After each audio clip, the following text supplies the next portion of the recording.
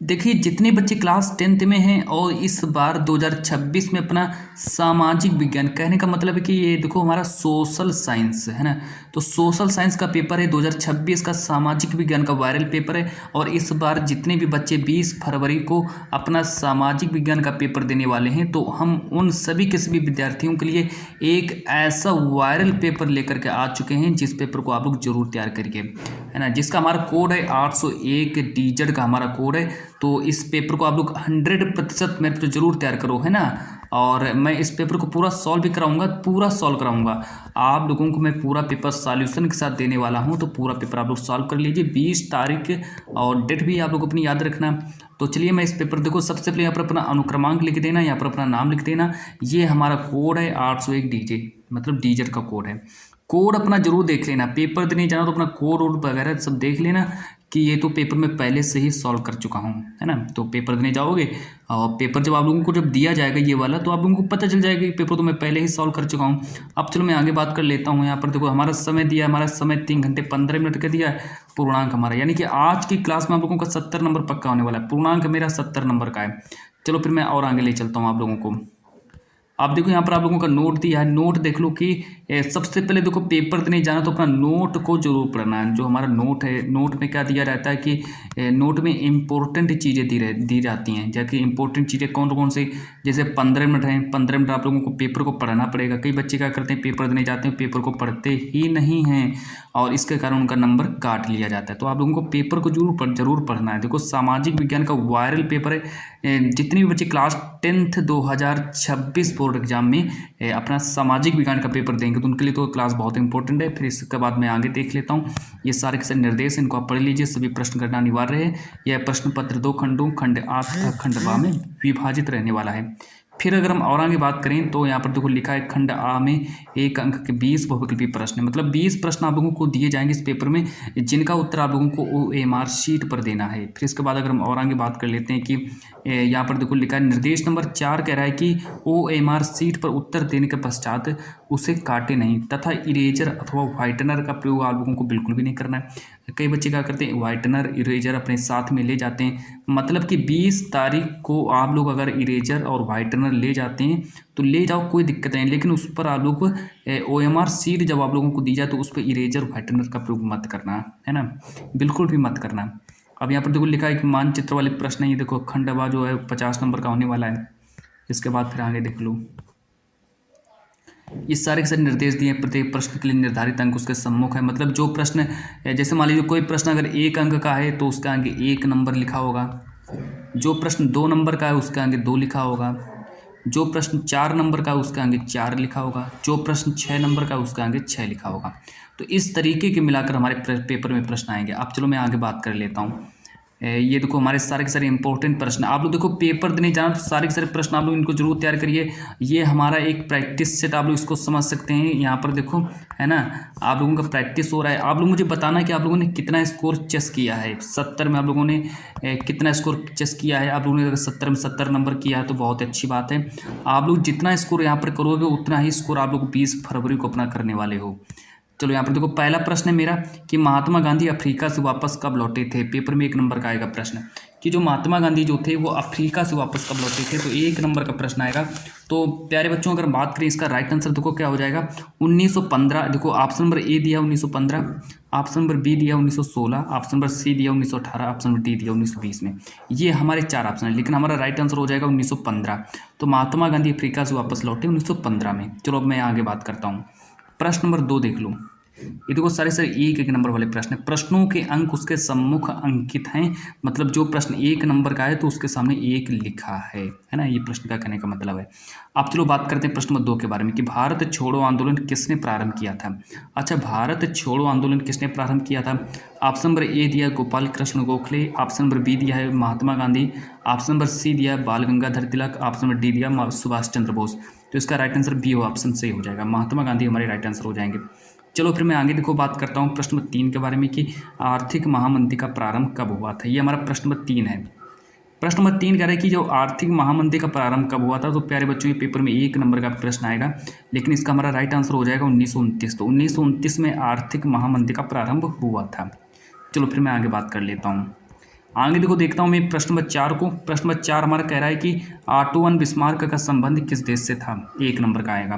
प्रश्न नंबर 5 कह रहे कि भारत वापस आने पर गांधी जी ने पहला सत्याग्रह कहाँ किया था, पेपर में 1 नंबर का आएगा प्रश्न। ये देखो सारे के सारे 1-1 नंबर वाले हैं। 20 प्रश्न ऑब्जेक्टिव पूछे जाएंगे जिनका उत्तर आप लोगों को OMR सीट पर देना पड़ेगा उत्तर। अब चलो बात करते हैं कि ऑटो वन बिस्मार्क का संबंध किस देश से था, तो इसका राइट आंसर हो जाएगा जर्मनी, यानी कि ऑप्शन नंबर बी मेरा सही हो जाएगा। अब बात करते हैं प्रश्न नंबर 5 के बारे में कि भारत वापस आने पर गांधी जी ने पहला सत्याग्रह कहाँ किया था, इसका राइट आंसर ए ऑप्शन सही हो जाएगा, यानी कि चंपारण में किया था। चलो फिर मैं आगे ले चलता हूँ आप लोगों को। इसके बाद फिर मेरा अगला प्रश्न है, प्रश्न नंबर 6 को देखेंगे। प्रश्न नंबर 6 करें कि इनमें से कौन सी रबी की फसल है। अच्छा, इनमें से रबी की फसल कौन सी है, पेपर में 1 नंबर का प्रश्न आएगा कि इनमें से कौन सी रबी की फसल है। देखो चावल दिया है, कपास दिया है, चना दिया, मोटे अनाज दिया है, ये हमारे 4 ऑप्शन है, लेकिन हमारा राइट आंसर हो जाएगा चना, तो चना को सही करेंगे। चलो फिर मैं आगे ले चलता हूँ आप लोगों को प्रश्न नंबर 7 के बारे में। देखो 1-1 नंबर वाले प्रश्न है सारे के सारे। प्रश्न नंबर 7 यहाँ पर देखो कह रहा है कि निम्न में से कौन सा राज्य कपास का प्रमुख उत्पादक क्षेत्र है, मतलब ऐसा उस राज्य का नाम बताना है जो जहाँ पर कपास सबसे ज़्यादा उत्पादित की जाती है, उस राज्य का नाम बताना है। चाहे वो राज्य कौन सा हो जाएगा जहाँ पर कपास सबसे ज़्यादा उत्पादित की जाती है, तो उस राज्य का नाम है गुजरात, हमारा राइट आंसर हो जाएगा। चलो फिर मैं आगे बात करता हूँ प्रश्न नंबर 8 के बारे में। प्रश्न नंबर 8 देखो यहाँ पर कह रहे हैं कि निम्नलिखित में से कौन सा उद्योग कृषि आधारित नहीं है, उस उद्योग का नाम बताना है जो कि कृषि आधारित नहीं है। सूती वस्त्र, ये तो कृषि से ही सूती बनती है। चीनी, ये भी कृषि से संबंधित है, गन्ना से चीनी बनती है। जूट, अच्छा तो कपास से जूट बनता है, तो हमारा मतलब कृषि पर आधारित है। लेकिन सीमेंट क्या किसी भी कृषि से बनता है, ये हमारा, तो हमारा ऑप्शन नंबर बी हमारा गलत हो जाएगा, यानी कि जो हमारा ऑप्शन नंबर बी जो है पूरा गलत हो जाएगा, है ना। तो इसलिए हम ऑप्शन नंबर बी पर क्लिक करेंगे। चलो आगे देख लेता हूँ।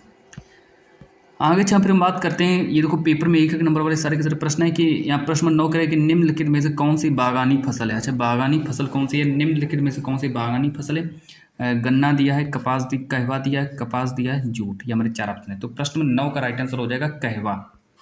कहवा जो है बागानी फसल है। गन्ना बाग में नहीं होती है, कपास भी बाग में नहीं होता है, जूट भी कपास ये बाग वाली फसल नहीं, लेकिन कहवा जो है ये बाग वाली फसल हो जाएगी, बागानी फसल हो गई। चलो अब मैं आगे बात करता हूँ प्रश्न नंबर 10 के बारे में। प्रश्न नंबर 10 कह रहा है कि वन महोत्सव आरंभ किया गया था, वन महोत्सव कब आरंभ किया गया, पेपर में 1 नंबर का प्रश्न आएगा। ऑप्शन नंबर ए दिया है जवाहरलाल नेहरू द्वारा, ऑप्शन नंबर बी दिया है KM मुंशी द्वारा, ऑप्शन नंबर सी दिया है इंदिरा गांधी द्वारा, और ऑप्शन डी दिया है इनमें से कोई नहीं। तो वन महोत्सव किसके द्वारा शुरू किया गया, तो हमारा राइट आंसर हो जाएगा KM मुंशी द्वारा, यानी कि ऑप्शन नंबर बी हमारा सही हो जाएगा। चलो फिर मैं आगे बात कर लेता हूँ आप लोगों से। प्रश्नों के अंक उसके सम्मुख अंकित कर दिए गए हैं, इसमें कोई दिक्कत की बात नहीं है। देखो प्रश्न 11 कह रहा है कि शिमला सम्मेलन का आयोजन कब किया गया, पेपर में 1 नंबर का प्रश्न आएगा कि शिमला सम्मेलन, है ना, शिमला सम्मेलन आप लोगों को याद होगा कि शिमला सम्मेलन जो है कब किया गया था। तो अगर हम बात करें तो यहाँ पर राइट ए ऑप्शन दिया 1942 में किया गया, ऑप्शन नंबर बी दिया है 1943, और ऑप्शन नंबर सी दिया है 1945, ऑप्शन नंबर डी दिया है 1946, ये हमारे 4 ऑप्शन हैं। लेकिन अगर हम इसके आंसर के बारे में बात करें तो इसका राइट आंसर हो जाएगा शिमला सम्मेलन कब हुआ था, ऑप्शन नंबर सी, यानी कि 1945 में हुआ था, याद रखेंगे। अब चलो आगे देखो बात करते हैं प्रश्न नंबर 12 के बारे में कि लोकतंत्र में संपूर्ण राजनीतिक शक्ति का मूल स्रोत होता है, 1 नंबर का प्रश्न यह भी है। मतलब कि जो लोकतंत्र जो होता है उसमें जो संपूर्ण राजनीतिक शक्ति का मूल स्रोत क्या होता है, ये हमसे पूछा गया। अच्छा, ऑप्शन नंबर ए दिया है जनता, ऑप्शन नंबर बी दिया है राजनीतिक प्रभु सत्ताधारी, और ऑप्शन नंबर सी दिया है संसद, ऑप्शन नंबर डी दिया है इनमें से कोई नहीं, ये हमारे 4 ऑप्शन हैं। लेकिन इसका देखो प्रश्न नंबर 12 का राइट आंसर, प्रश्न नंबर 12 का राइट आंसर हो जाएगा जनता, ये ऑप्शन सही हो जाएगा। चलो मैं आगे ले चलता हूँ आप लोगों को प्रश्न नंबर 13 की ओर। और प्रश्न नंबर 13 देखो यहाँ पर कह रहा है कि श्रीलंका एक द्वीपीय देश है। श्रीलंका कैसा देश है, श्रीलंका एक द्वीपीय देश है जहाँ के सामाजिक समूह में प्रमुखता होती है। कैसी प्रमुखता होती है, मतलब कि मौजूद सामाजिक समूह के लोग जो होते हैं उसमें किस तरह की प्रमुखता होती है, ये हमसे पूछा गया। 1 नंबर का प्रश्न आएगा। सिंहलियों की होती है, तमिलों की होती है, द्रविड़ियन की होती है, इनमें से कोई नहीं, ये हमारे 4 ऑप्शन हैं। लेकिन अगर हम इसके राइट आंसर के बारे में बात करें तो इसका राइट आंसर हो जाएगा ऑप्शन नंबर ए मेरा सही हो जाएगा। ये देखो आप लोगों का पेपर है और 2026 का वायरल पेपर है। चलो आगे देखो फिर मैं बात करता हूँ। प्रश्न नंबर 14 के बारे में बात करेंगे कि विश्व के किन देशों में सार्वजनिक जीवन में महिलाओं का भागीदारी का स्तर ऊंचा है। हमें बताना है किन देशों में, उन देशों का नाम बताना है जहाँ पर जो महिलाएं जो होती हैं उनका भागीदारी का जो स्तर है सबसे ऊंचा रहता है। 1 नंबर का प्रश्न आएगा। स्वीडन दिया है, फिनलैंड दिया है, नॉर्वे दिया है, ये सभी। तो हमारा राइट आंसर हो जाएगा ये सभी। अब देखो आगे बात करते हैं प्रश्न नंबर 15 के बारे में कि भारत में उपराष्ट्रपति का कार्यकाल कितने वर्ष का होता है। भारत में जो उपराष्ट्रपति का जो कार्यकाल होता है वो कितने वर्ष का होता है। अब यहाँ पर देखो ऑप्शन नंबर ए दिया है 5 वर्ष का होता है, ऑप्शन नंबर बी दिया है 4 वर्ष का होता है, ऑप्शन नंबर सी दिया है 6 वर्ष का होता है और ऑप्शन नंबर डी दिया है 7 वर्ष का होता है। ये हमारे 4 ऑप्शन है। लेकिन अगर हम बात करें प्रश्न नंबर 15 में जो उपराष्ट्रपति का कार्यकाल कितने वर्ष का होता है तो इसका राइट आंसर हो जाएगा 5 वर्ष, यानी कि ऑप्शन नंबर देखो 1 नंबर का प्रश्न आएगा। ये सारे 1 नंबर वाले प्रश्न है ना। अब चलो बात करते हैं प्रश्न नंबर 16 के बारे में। प्रश्न नंबर 16 को देखेंगे। प्रश्न नंबर 16 देखो यहाँ पर कह रहा है कि निम्न में से किसका आयात भारत में किया जाता है। भारत में किसका आयात किया जाता है। चाय का भारत में आयात किया जाता है, नहीं किया जाता है। अच्छा, कॉफ़ी का भारत में आयात किया जाता है, नहीं किया जाता है। लौह अयस्क का भारत में आयात किया जाता है, नहीं किया जाता है। लेकिन हमारा पेट्रोलियम हमारा राइट आंसर हो जाएगा कि यहाँ पर देखो पेट्रोलियम का भारत में आयात किया जाता है। तो इसके बाद फिर मैं आगे ले चलता हूँ प्रश्न नंबर 17 की ओर। अच्छा, प्रश्न नंबर 17 देखो यहाँ पर कह रहा है कि राष्ट्रीय उपभोक्ता दिवस कब मनाया जाता है। राष्ट्रीय उपभोक्ता दिवस कब मनाते हैं, पेपर में 1 नंबर का प्रश्न आएगा। प्रश्न नंबर 18 कह रहा है कि द्वितीयक क्षेत्र को अन्य किस नाम से जाना जाता है, पेपर में 1 नंबर का प्रश्न आएगा।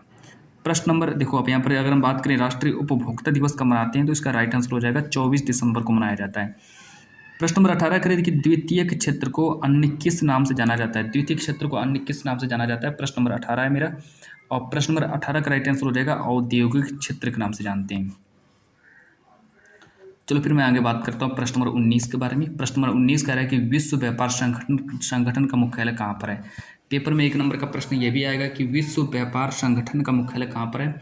तो चलो बात करते हैं। ऑप्शन नंबर ए दिया है जिनेवा, ऑप्शन नंबर बी दिया है फ्रांस, ऑप्शन नंबर सी दिया है जर्मनी और ऑप्शन नंबर डी दिया है चीन। ये हमारे 4 ऑप्शन, लेकिन इसका राइट आंसर हो जाएगा फ्रांस से, यानी कि विश्व व्यापार संगठन का मुख्यालय पूछा गया तो इसका राइट जिनेवा में हो जाएगा, यानी कि ऑप्शन नंबर ए मेरा सही हो जाएगा।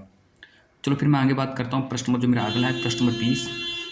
प्रश्न नंबर 20 कह रहा है कि विश्व व्यापार संगठन की स्थापना निम्नलिखित में से किस वर्ष हुई। तो विश्व व्यापार संगठन की स्थापना किस वर्ष की गई, पेपर में 1 नंबर का प्रश्न आएगा।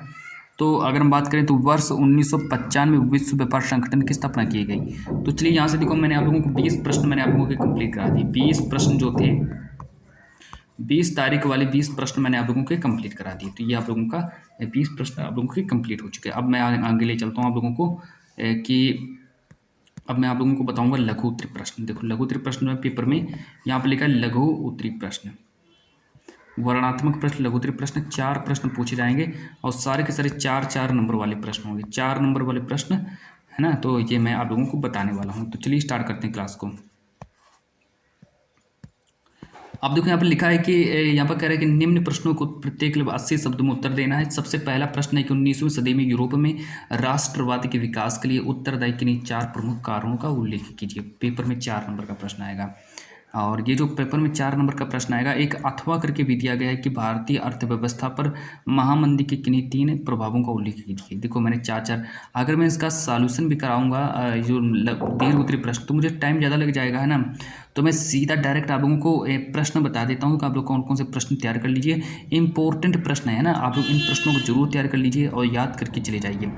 आप देखो यहाँ पर देखो मैं बात करता हूँ कि इसका अगर आप लोगों को PDF चाहिए सारे, तो मेरे पास PDF है, मेरे पास PDF है। मैं आप लोगों को PDF भी दे दूंगा, आप लोग पूरा पेपर तैयार कर लेना। और मैं PDF आप लोगों को दे दूंगा, डिस्क्रिप्शन में मैं PDF डाल दूंगा जिसमें से आप लोग पूरा के PDF डाउनलोड कर लेना और सारे से प्रश्नों को याद कर लेना। चलो मैं आगे ले चलता हूँ आप लोगों को। प्रश्न में जो मेरा दूसरा है,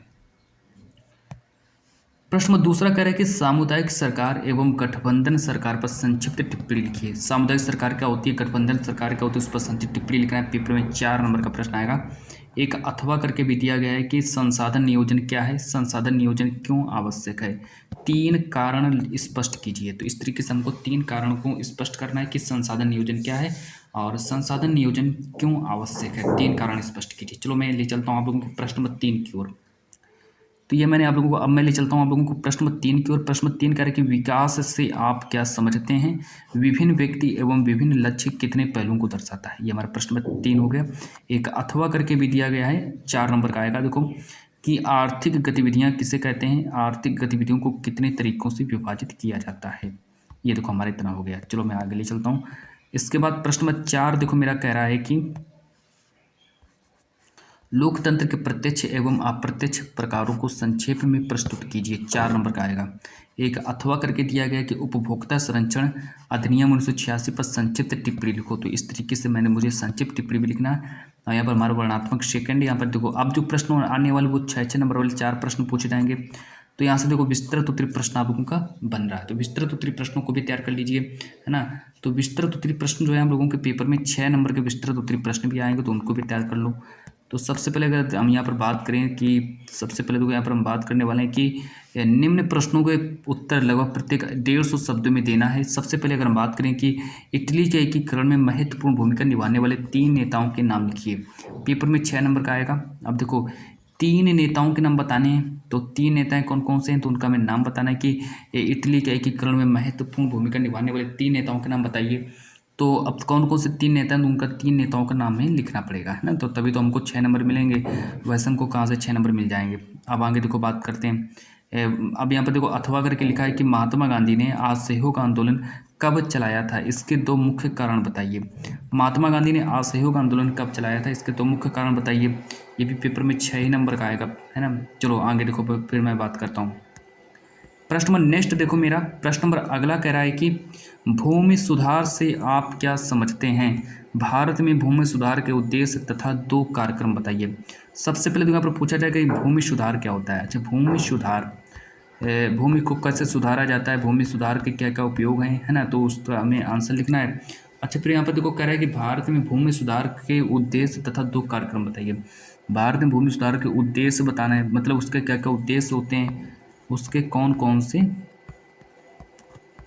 उद्देश्य होते हैं, प्लस उसके में कौन कौन से कार्यक्रम होते हैं, उसके कौन कौन से कार्यक्रम होते हैं, वो कार्यक्रम भी हमें बताने हैं। तभी आप लोगों को यहाँ पर देखो 6 नंबर दिए जाएंगे, है ना। अब देखो आगे बात करते हैं। मृदा अपरदन क्या है, भारत में प्रचलित मृदा अपरदन के प्रमुख प्रकारों का वर्णन कीजिए।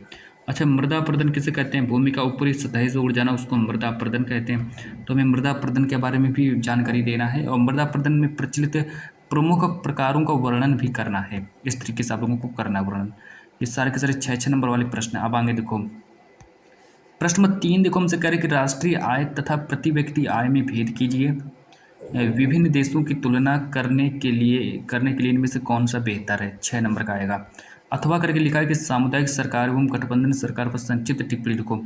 सामुदायिक सरकार क्या होता है, गठबंधन सरकार क्या होता है, उस पर संक्षिप्त टिप्पणी भी लिख देना है। अब यहाँ पर देखो लास्ट प्रश्न देखो, अंतिम प्रश्न देखो क्या कह रहा है। प्रश्न नंबर नेक्स्ट हमसे कह रहा है कि उपभोक्ताओं का शोषण किस प्रकार किया जाता है, उदाहरण देकर स्पष्ट कीजिए। 2 नंबर का पेपर में आएगा। अथवा करके लिखा है कि उपभोक्ता शोषण क्या है, वे विभिन्न तरीके कौन से हैं जिनके द्वारा उपभोक्ताओं को शोषण किया जा सकता है। तो 2 में से आप लोगों को एक का उत्तर लिखना पड़ेगा। मेरे पास PDF है, मैं आप लोगों को PDF दे दूंगा। आप लोग PDF से सारे के सारे प्रश्नों का उत्तर नोट कर लेना और मैं आप लोगों को तुरंत जल्दी PDF देने वाला हूँ। चलो आगे देखो, यहाँ से फिर आप लोगों का स्टार्ट हो जाता है मानचित्र संबंधी वाले प्रश्न, है ना। यहाँ पर लिखा मानचित्र संबंधी प्रश्न है। प्रश्न निर्देश दिए, प्रश्न संख्या 9A तथा 9B जो है मानचित्र से संबंधित है।